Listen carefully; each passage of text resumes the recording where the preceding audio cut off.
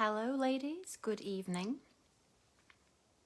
and welcome to my second day of my 12-day Christmas challenge, Christmas going live challenge.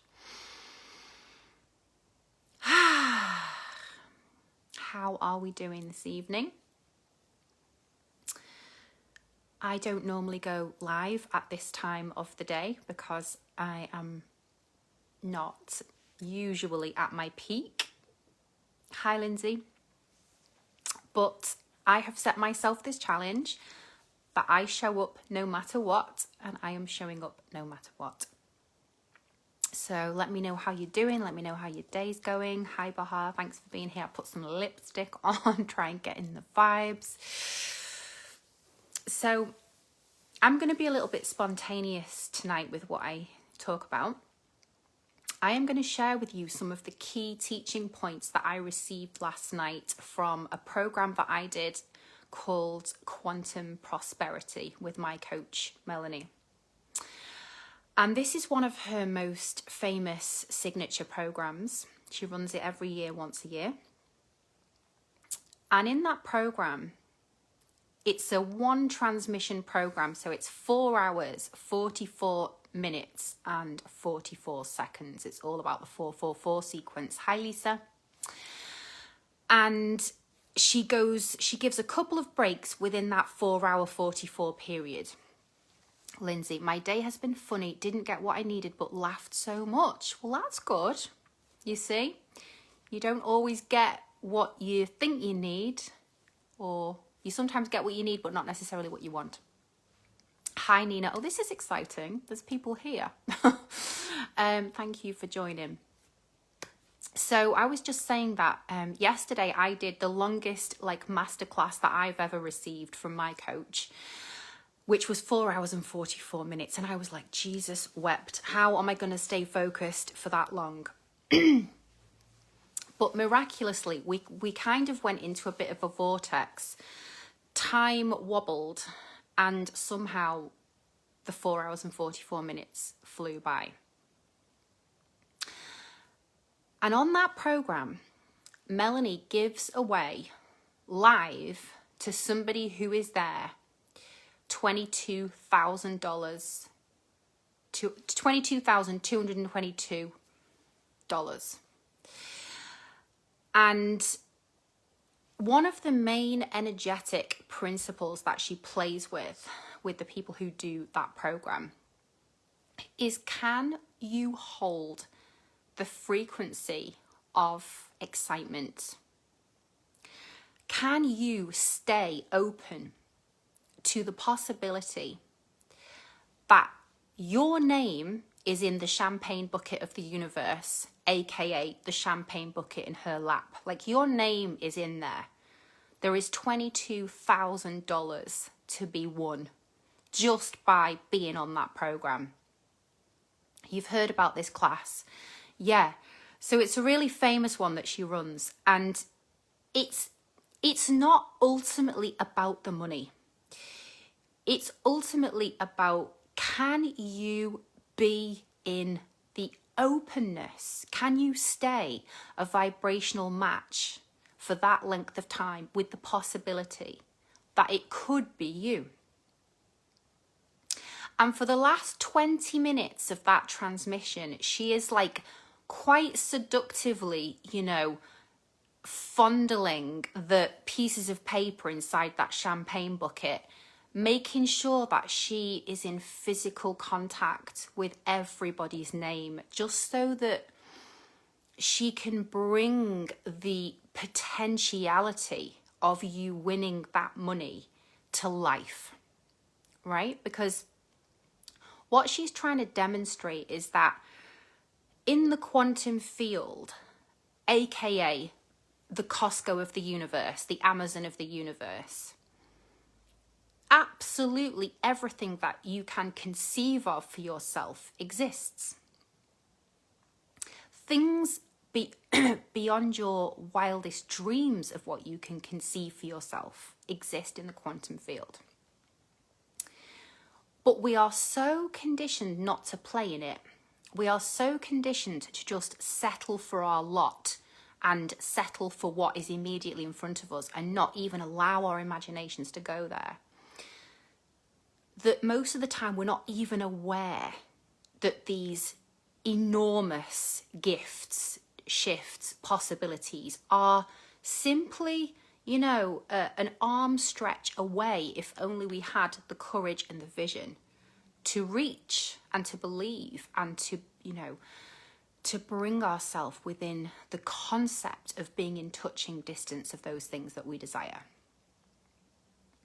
So by her bringing that amount of money, or the possibility of that amount of money, into that champagne bucket and making sure that she was touching everybody's name, she was guiding us through a process of staying connected with this energetic concept that maybe is yes, maybe it's me, maybe it's me, maybe it's me.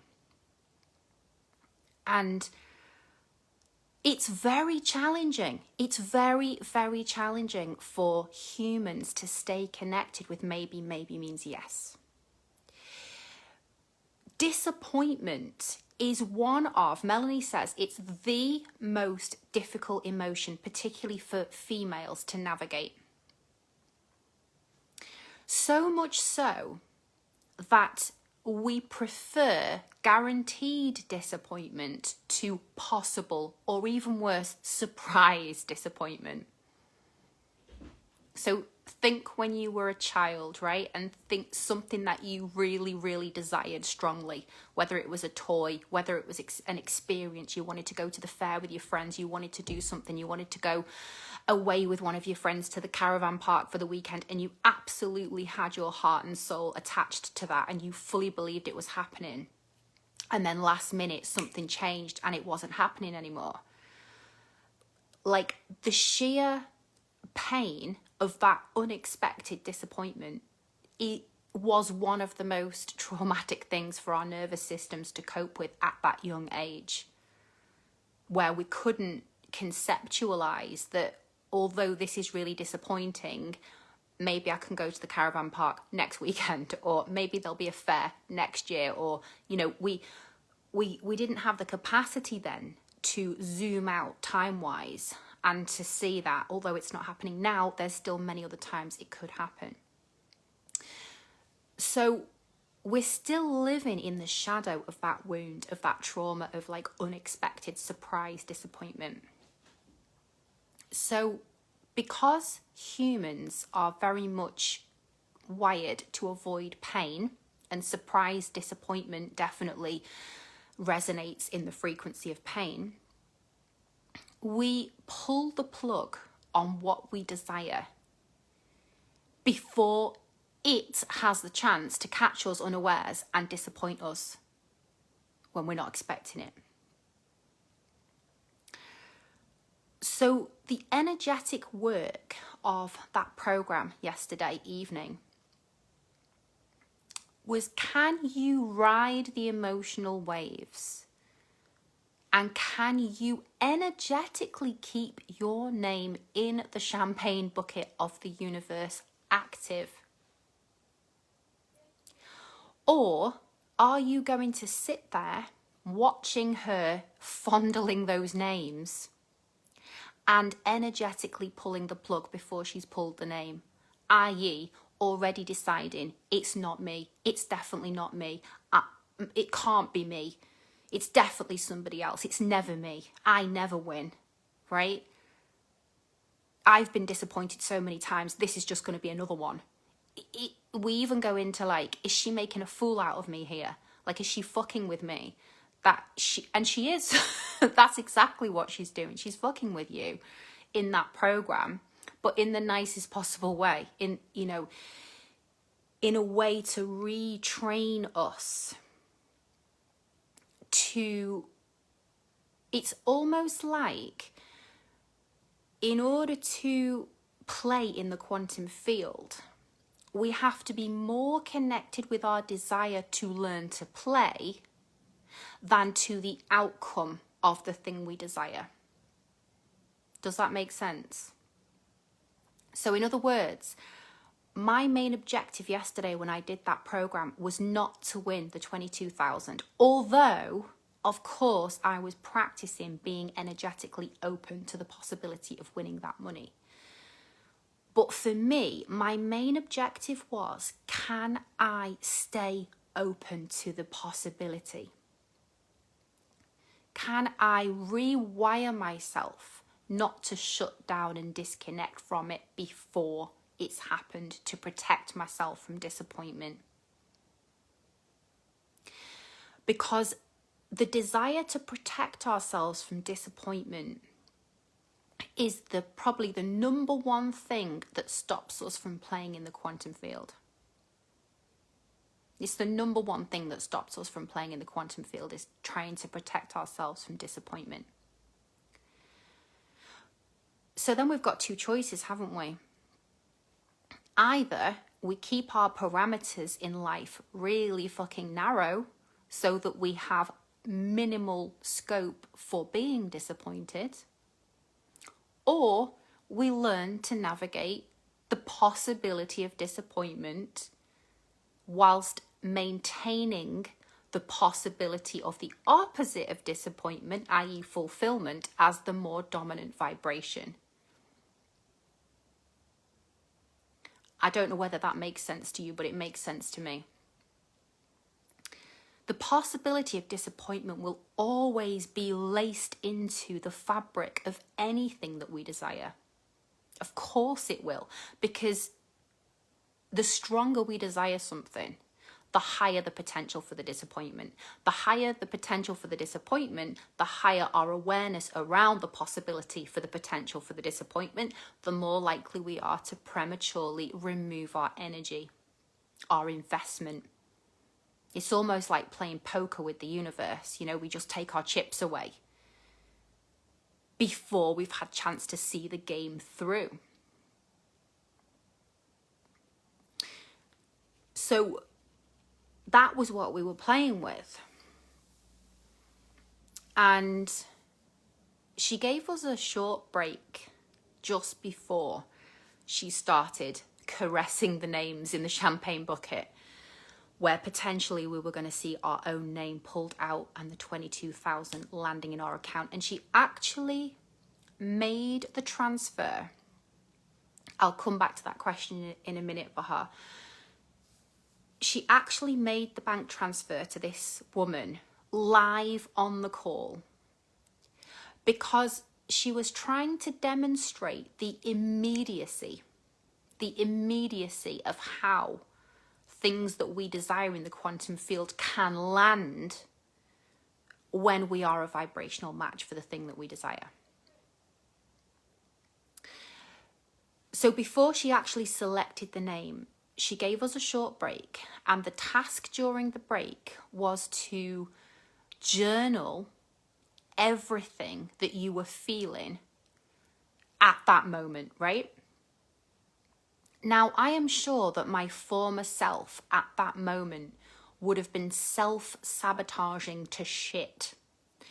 And my former self would have been absolutely convinced, like, it's not me, it's definitely not me. I know I'm going to be let down. I know I'm going to be disappointed. I'm just going to decide that now to save myself any prolonged agony. That's definitely how I would have navigated this workshop if I'd done it, I don't know how long ago, a year ago, 2 years ago, for sure. But when she invited us to feel into our bodies, like what we were feeling in that moment, I can honestly say I was feeling excited. I was feeling a yes. I was feeling an openness. I was feeling a kind of playful, mischievous energy of like, what if it's me? It totally could be me. And I really liked the way she made sure that she was touching every single piece of paper, and she was saying, you know, there is so much love in my hands. There is so much love like running through my hands, and that love is physically touching your name. So whether you win this money or not is irrelevant to the fact, or doesn't detract from the fact that you, simply by virtue of being here, you are, and simply by virtue of your name being in this bucket, means that you are a vibrational match to receive this gift. And I was genuinely able to stay in that open, excited, playful possibility that it could be me. And I started imagining her reading my name. Like, I started hearing her say my name and looking up from the bucket into the camera and like looking into my eyes and just feeling like a flurry of excitement. And for me personally, excitement is one of the hardest emotions for me to stay connected to, because in my childhood there was so much disappointment on disappointment on disappointment. I learned from a really young age, don't desire anything, don't want anything, don't expect anything, and you won't get disappointed. And I think many of us, to varying degrees, have embodied that mindset that, you know, as long as you don't want much, desire much, or want anything better than what you've got, you're not going to get disappointed. So in order to play bigger, we have to learn how to navigate that emotion, or the possibility of that emotion. But here's the flip, right? Here's the flip, is that the way we've been socially conditioned, especially when it comes to competitions, and let's face it, in a way this was kind of like a competition, even though you didn't have to do anything except be there to win, there was only going to be one winner, right? So part of our conditioning all the way back from our school days is, you know, there's only one person that can win the colouring competition. There's only one person that can get the starring role in the Christmas panto. There's only one person who can come top of the year in maths or whatever. So what happens is the logical brain starts going into the probability calculations. Probably, if there's 320 kids in my year group and only one person can win this competition, probably it's not me. So I'm just going to withdraw my energy prematurely and save myself the shizzle of later, bigger disappointment. Because I guess the longer we stay energetically invested in the possibility of the yes, the greater the possibility of the disappointment, right? Those two things are inextricably connected.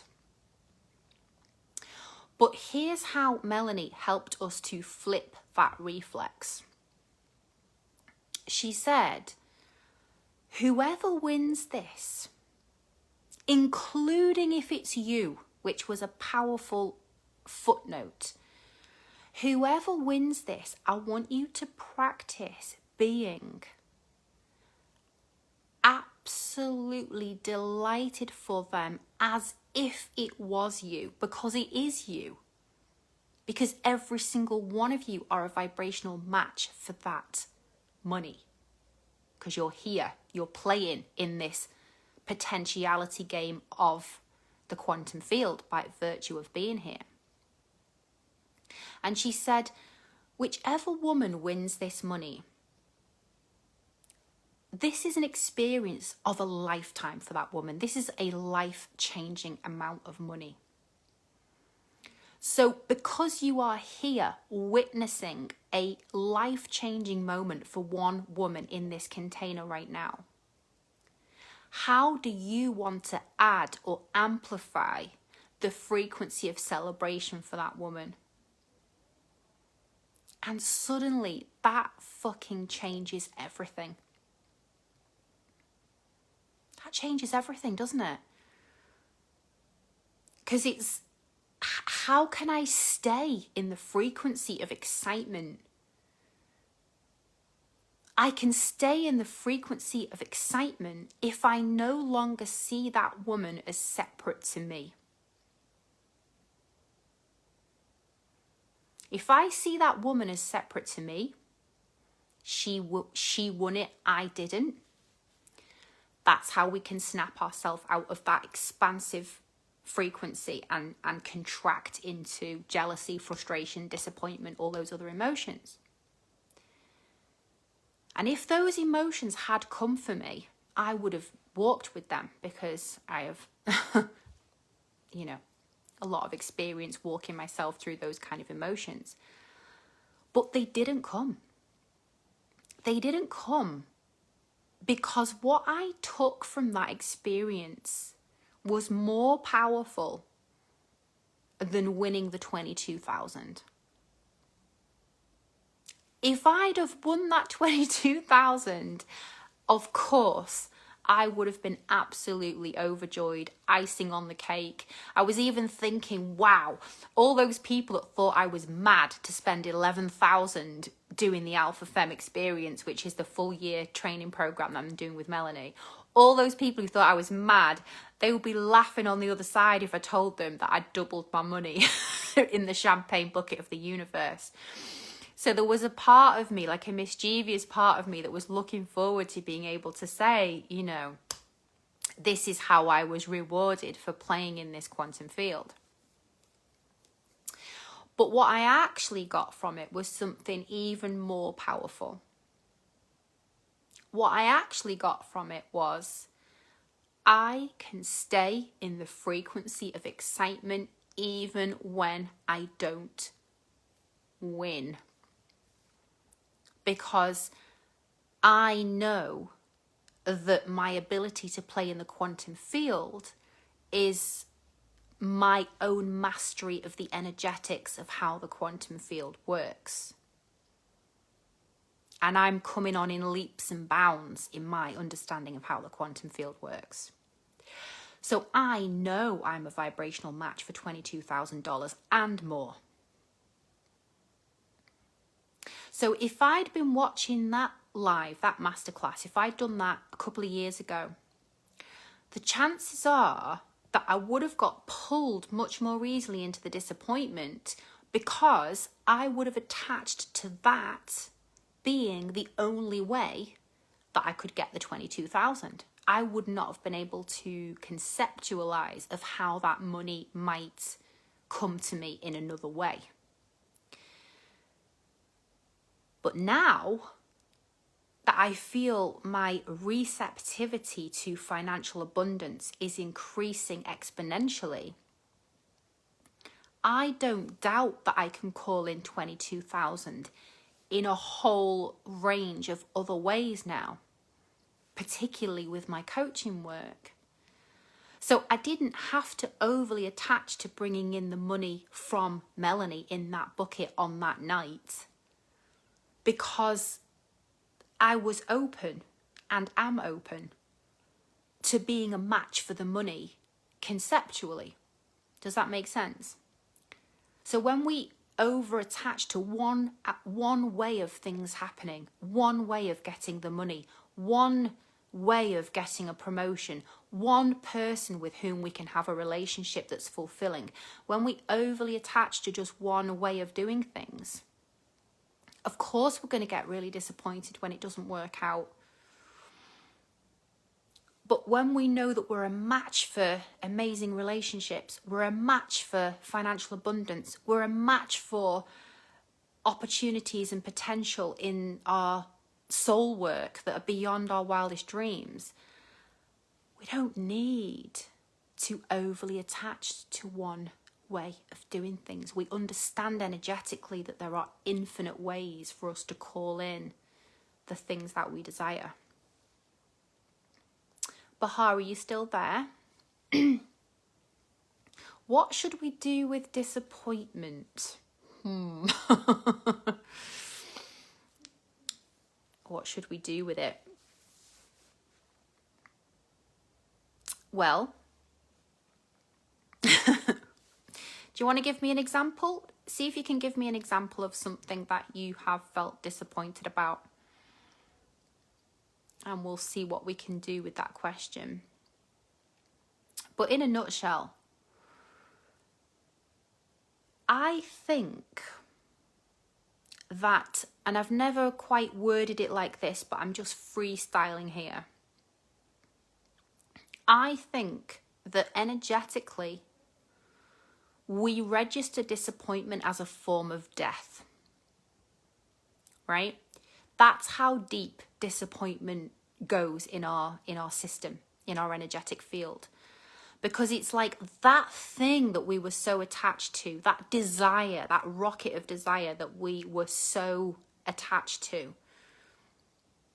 When the disappointment of that thing not materializing happens, the disconnection from that rocket of desire feels like a death. It almost is an energetic death, because that desire is in the frequency of love, the frequency of abundance, and being cut off from that is the opposite. So I think that our system has registered disappointment as a kind of a death. And obviously, the human is designed to avoid death.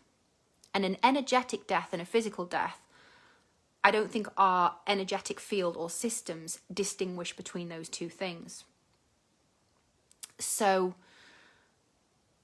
if we can use the more evolved part of the brain to override that and to reinstall a core belief that when disappointment happens, I can feel it, I can allow myself to feel it, I don't have to negate the feeling of the disappointment, I can feel it as fully and as viscerally as my body is requiring me to feel it,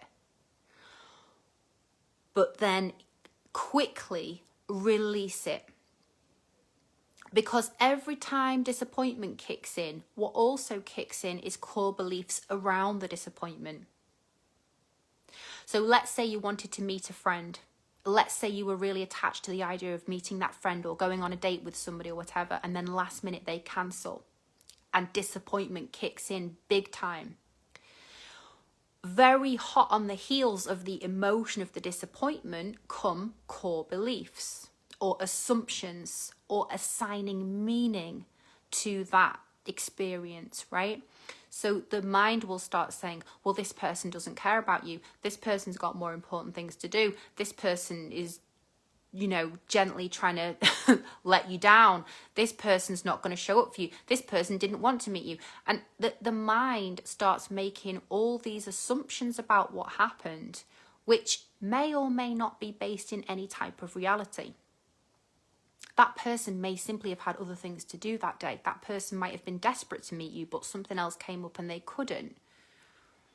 So the feeling of disappointment is not the biggest problem. The biggest problem is the meaning we attach to the disappointment and then how we disconnect energetically from launching further rockets of desire in order to ensure ourselves against further disappointment. That's the problem. When I have a desire and it doesn't manifest, I feel stupid and disappointed and I feel like I fooled myself. Yes, absolutely, Baha. There is a sense of feeling like a fool, like you've been made a fool of.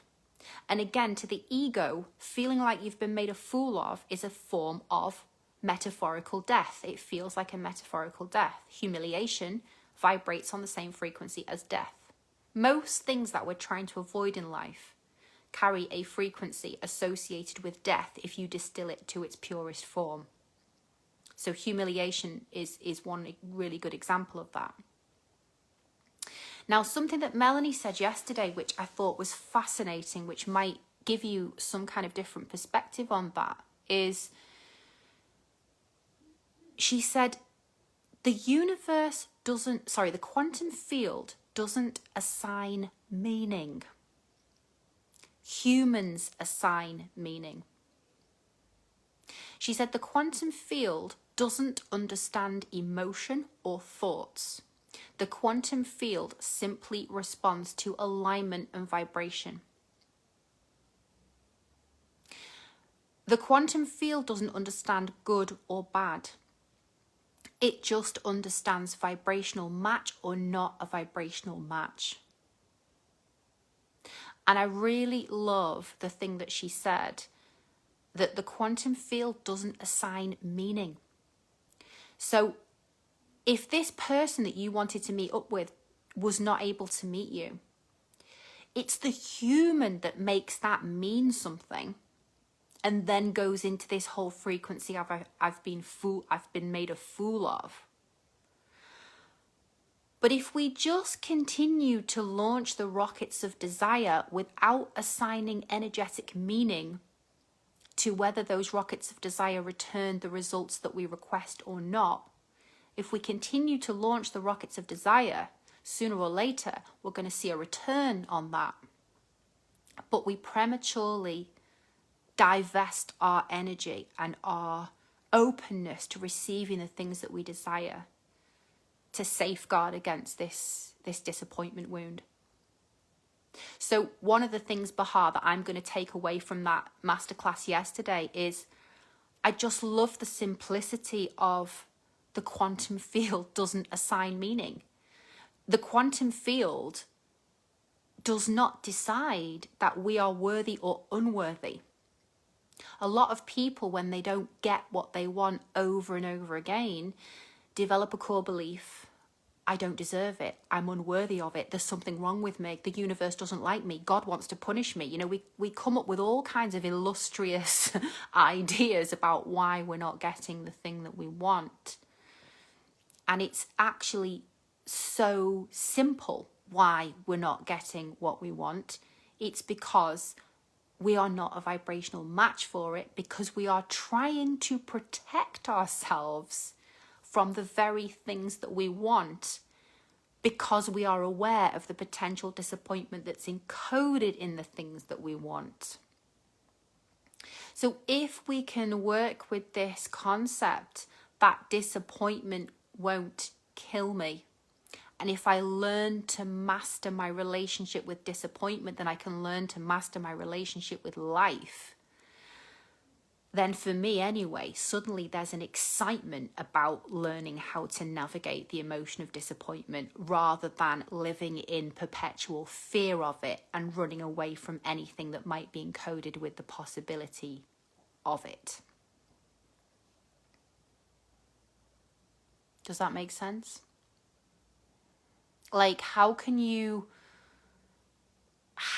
become playful? Like, next time you notice disappointment registering in your system, see if you can remember this conversation, come back to this conversation. Okay, I'm feeling disappointed. Where do I feel it in my body? Do I feel disappointment in my belly? Is it in my heart? Is it in my throat?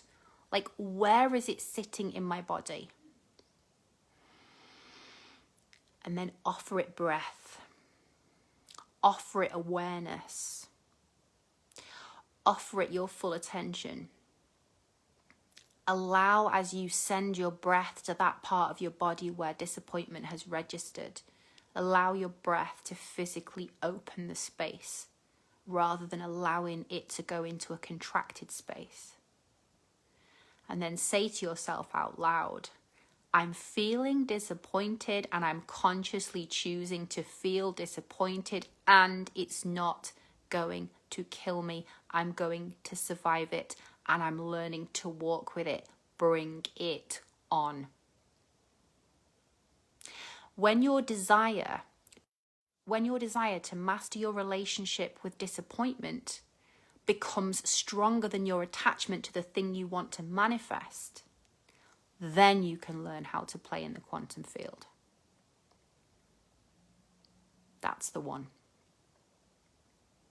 That's the one. So, thank you, ladies. I just did a complete freestyle there. I knew I wanted to say something about the quantum field. There are so many things that I could have said about the session that I did yesterday. Maybe tomorrow or the next day I'll pick up a different thread of it. But the thing that I'm inviting you to look at from this live that I've done tonight is, what is your relationship with disappointment? How can you really learn to walk with that so that you are no longer a slave to the possibility of it. Because when you're no longer a slave to the possibility of disappointment, the quantum field will open up for you in a way that you cannot fucking imagine.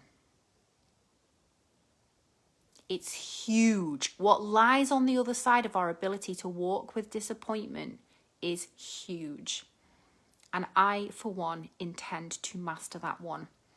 So holler back if you're with me on that, and we can help, we can support each other with it by having conversations like this, bringing it into the consciousness, bringing these things that mainly exist in the privacy of our own demented psyche into the collective conversation so that they don't lurk in the shadows unaddressed anymore.